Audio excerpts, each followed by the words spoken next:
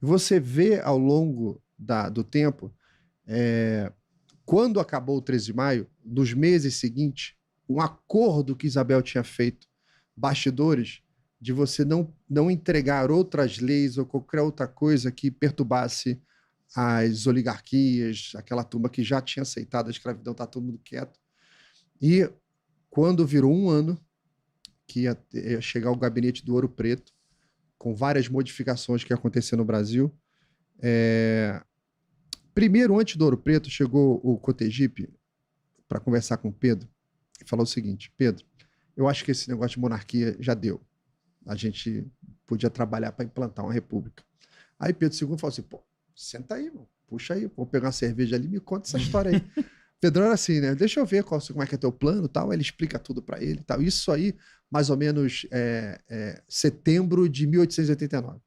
Tá lá conversando e tal. Aí Pedro pergunta assim: nesse teu projeto maneiro aí que você mostrou, sensacional, onde é que fica o reinado da minha filha, que tá na sala aqui do lado, Isabel? Aí ele fala: olha só, o reinado da sua filha não é desse mundo. Ela não vai estar aqui. Aí, faz o seguinte, conversa com ela ali. Aí o cara vai lá conversar com ela.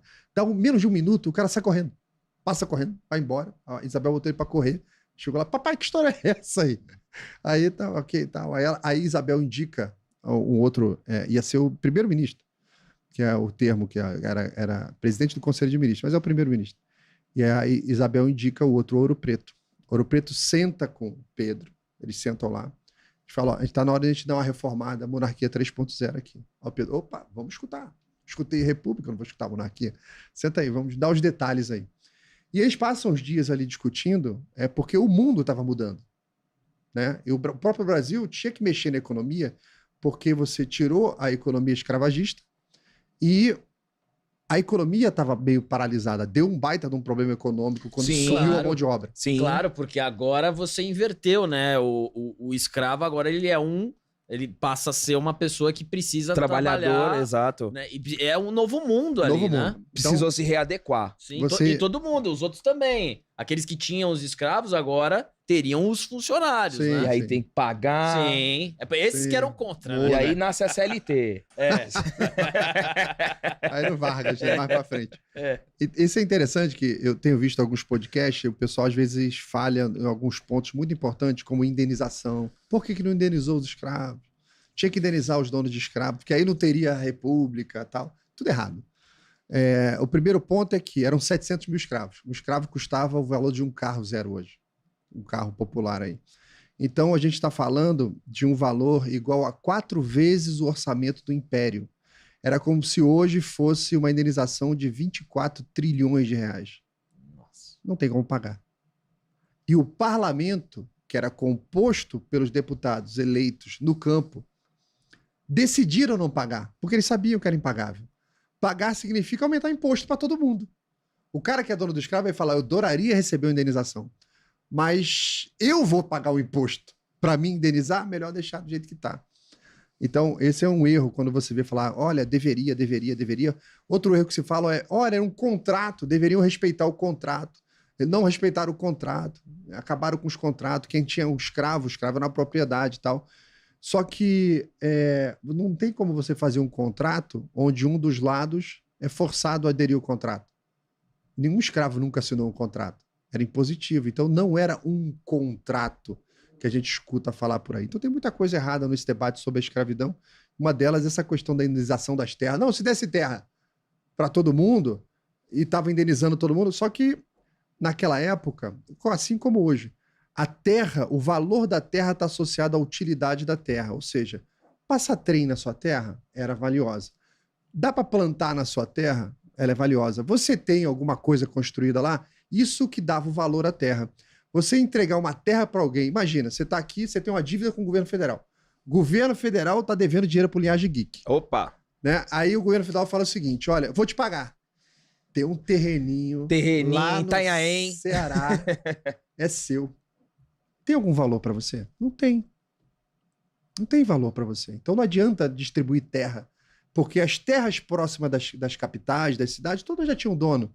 As terras devolutas ou as terras que eram do governo federal eram todas longe. Só para você ter uma ideia, a Guerra do Paraguai ela começa né? E dentre os vários motivos, a invasão do Solano Lopes lá e tal, o Rio Paraná, lá o Rio Paraná, que sai lá embaixo no Atlântico, o Brasil só conseguia ter acesso ao centro-oeste pelo Rio Paraná. Você tinha que sair do Rio de Janeiro, pegar o Oceano Atlântico, descer lá no Uruguai, entrar pelo Rio, subir a América do Sul, para você ter acesso ao centro-oeste do Brasil.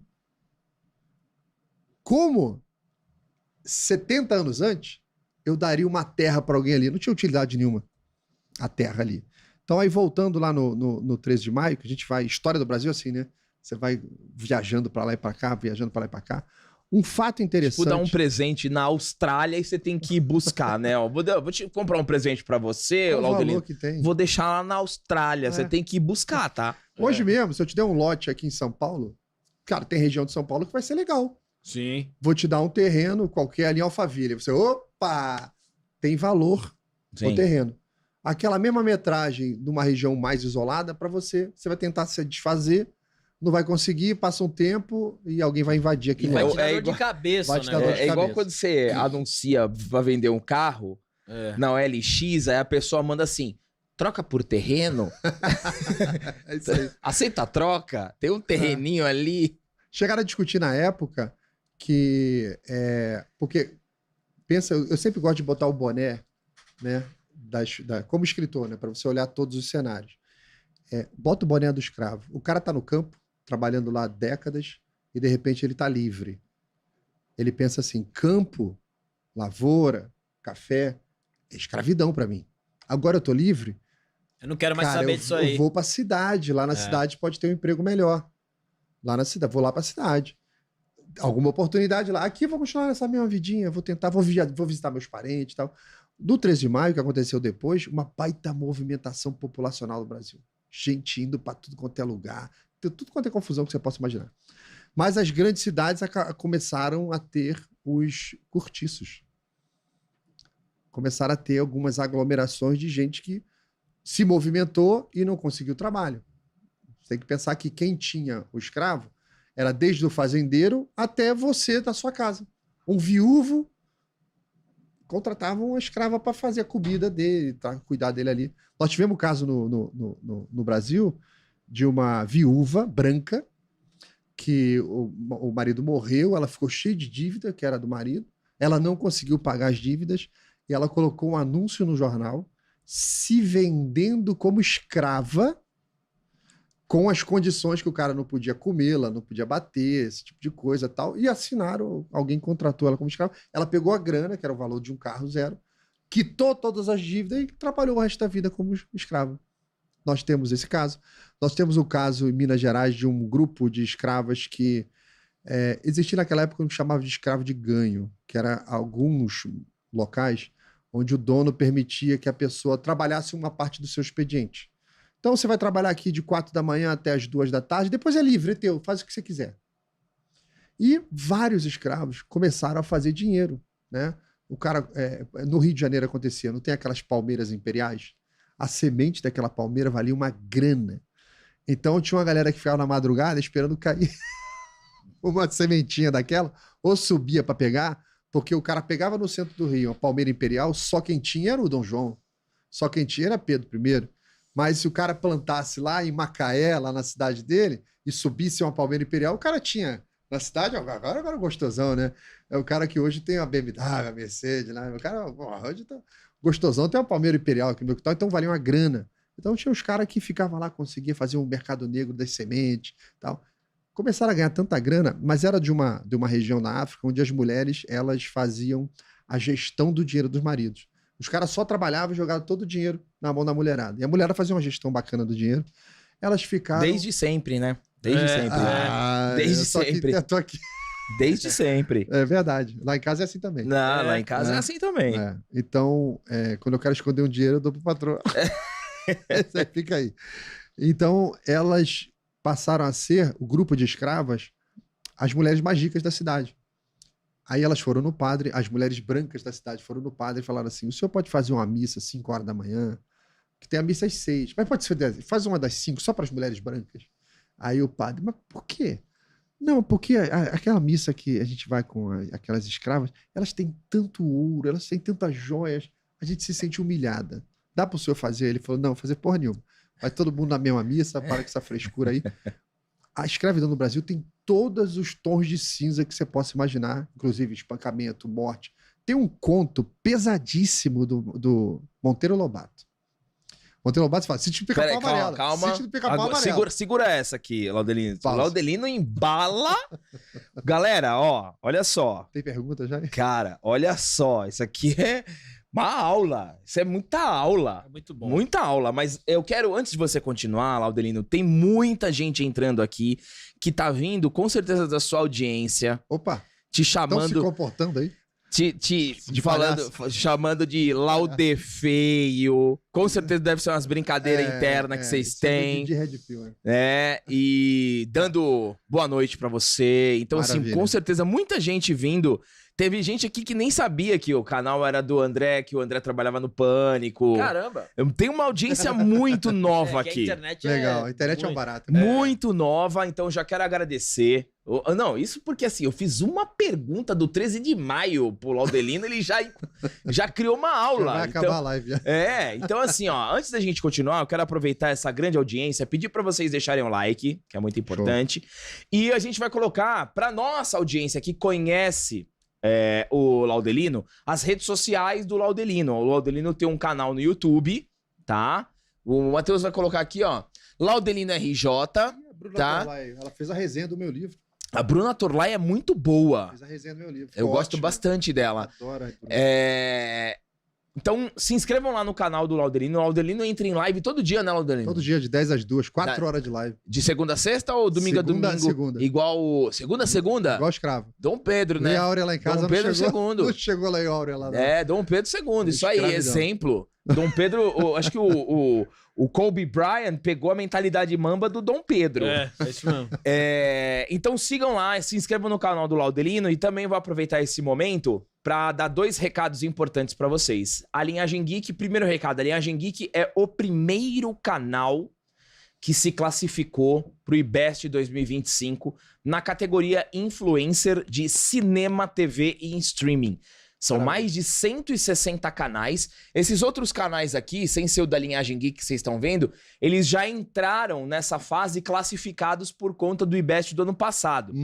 Então a Linhagem Geek é o primeiro canal dessa leva que se classificou para o IBEST 2025 dentro dessa categoria. Então eu quero agradecer demais a todos vocês que votaram na Linhagem Geek, porque muitos vieram no meu Instagram falando assim, Gabriel, eu não tô achando a Linhagem Geek para votar.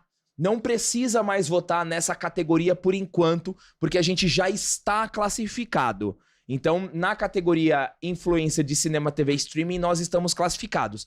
Mas você pode votar pro podcast. Esse Linhagem Cast que vocês estão acompanhando, porque em podcast ainda não fechou os 20. Então você pode votar na Linhagem Geek para podcast. Nós estamos em primeiro lugar, mas ainda não estamos classificados. A gente precisa do voto de vocês, então ajudem a Linhagem Geek. Vocês podem votar 3 vezes por dia. Votem lá no Linhagem Cast pra gente se classificar nessas 2 categorias. Tem outros canais nerdolas que estão concorrendo também. O pessoal do Heróis e Mais, o Giga, o Tragicômico, vários canais nerdolas concorrendo no IBEST. Nerdola de verdade, né? Os nerdolas verdadeiros, certo? Outro recado, se você quer conhecer a Linhagem Geek pessoalmente, eu e o André, nós estaremos na Hobbycon, que vai ser um evento aqui em São Paulo, no sábado e no domingo. Então, sábado e domingo, o Tio Gru tá colocando o link aqui no chat, tem também o link na descrição. É o último lote, porque já é sábado agora o evento. Então nós teremos dubladores, vai ter concurso de cosplay, esses eventos geeks que vocês já estão acostumados. E a Linhagem Geek está no line-up deste evento. Sábado e domingo, ó. No sábado, a gente entra às 17 horas no palco.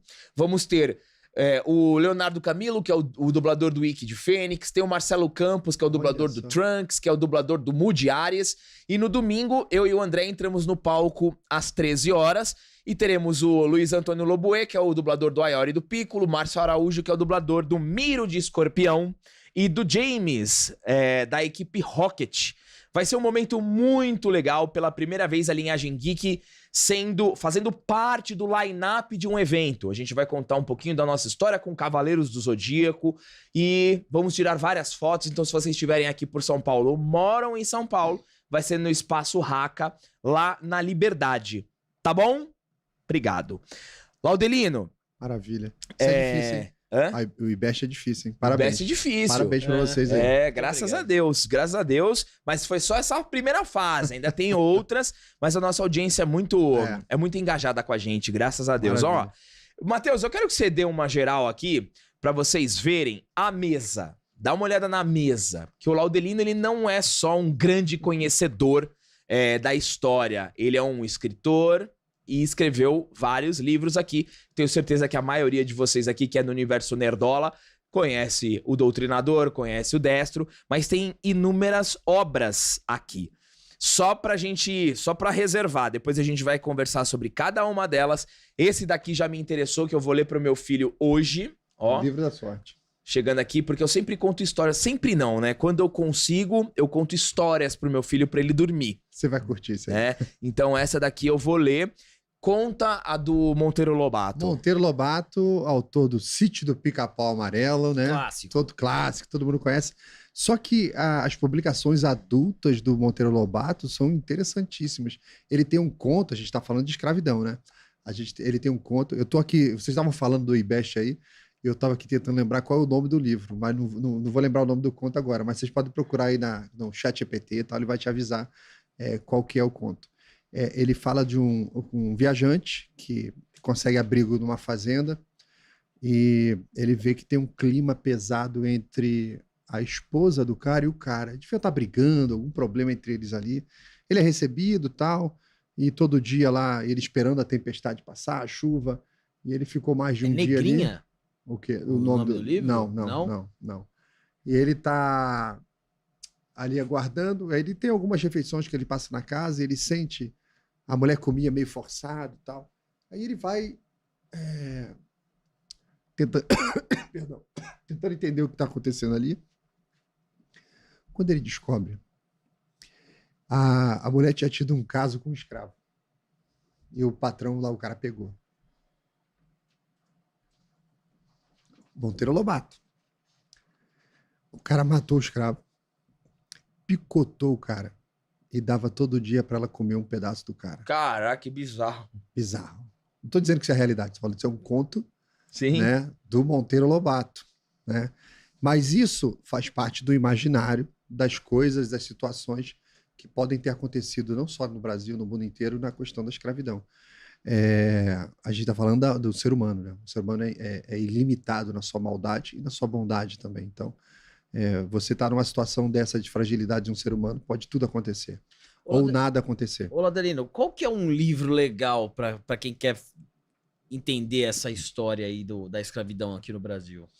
Eu tenho uma autora que eu gosto muito, Kátia Matoso, Ser Escravo no Brasil. Ela faz uma leitura de muitas cartas de alforria. E a carta de alforria é uma história. Cada uma é uma história. E tem de tudo que você possa imaginar. Você tem o escravo que morre e deixa a herança para o patrão, porque era amigo do cara. O melhor amigo da vida dele era o dono dele. Então, a quantidade de situações que tem nessas cartas de alforria, as histórias, né? E você entende o porquê elas não são lidas nem conhecidas por conta dessa história. Dessas histórias. Porque isso vai contra o mainstream. Peraí. Quer dizer que no Brasil não tinha racismo? Os escravos não apanhavam 3 vezes por dia? Não. Não apanhavam, não tinha isso. Então, às vezes, tentam importar uma escravidão americana para aqui. E aqui era completamente diferente. O Brasil é diferente em tudo. A nossa independência foi diferente, a escravidão foi diferente, a nossa república foi diferente, tudo foi diferente aqui. O Brasil ele faz tudo diferente do resto do mundo.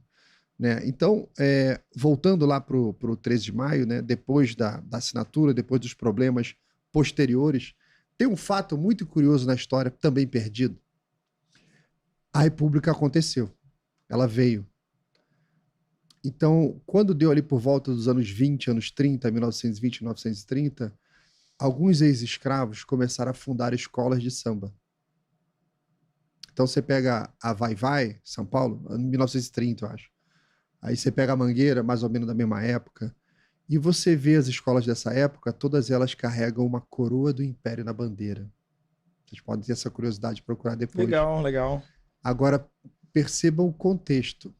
Vargas, República, golpe, governo militar, opressão, morte, tortura, perseguição. O cara vai fundar uma escola de samba, ele bota, desafia e coloca a coroa do Império lá. Reconhecendo que o regime anterior... bota da vai. O regime anterior era melhor. Já tinha o reconhecimento.